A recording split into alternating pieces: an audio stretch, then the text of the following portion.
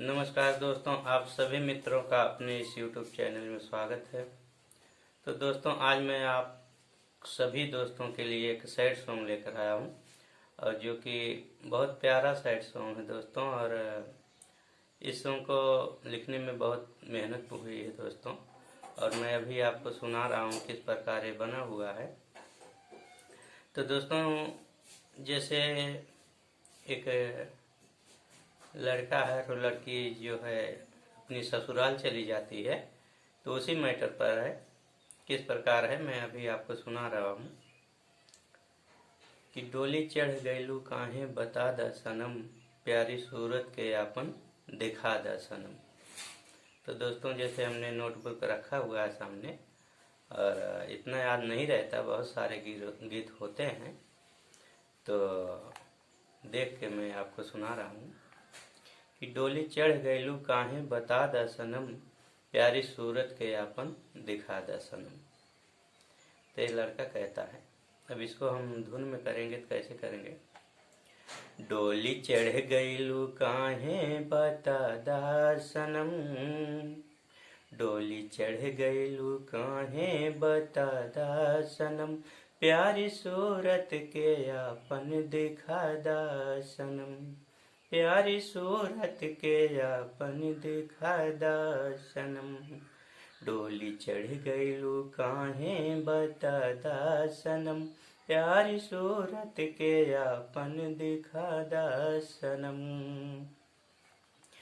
तू तो हमके धरौलू कसम, प्यार के साथ जिए मरे के ये दिल हार के।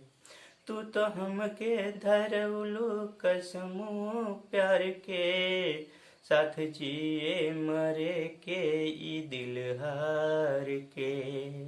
छुरी छतिए पे हमरे चला दा सनम, छुरी छतिए पे हमरे चला दा सनम। डोली चढ़ गईलू काहे बता दा सनम, डोली चढ़ गईलू काहे बता द सनम। ई दीवाना करे का बतावा तू अब, सारी दुनिया कहे हमके पागल ये सब। ई दीवाना करे का बतावा तू अब, सारी दुनिया कहे हमके पागल ये सब। हमरा दिहल निशानी के दे दा सनम, हमरा दिहल निशानी के दे दा सनम। डोली चढ़ गईलू काहे बता दा सनम, डोली चढ़ गईलू काहे बता दा सनम। तू तो राइटर जितेंद्र के दिल में बसी, मनवा मोरा कहे हम करी खुद खुशी। तू तो राइटर जितेंद्र के दिल में बसी, मनवा कहे हम तो करी खुद खुशी। हमके दिल से तू अपने बहादा सनम, हमके दिल से तू अपने बहादा सनम। डोली चढ़ गईलू काहे बता दा सनम, डोली चढ़ गईलू काहे बता दा सनम।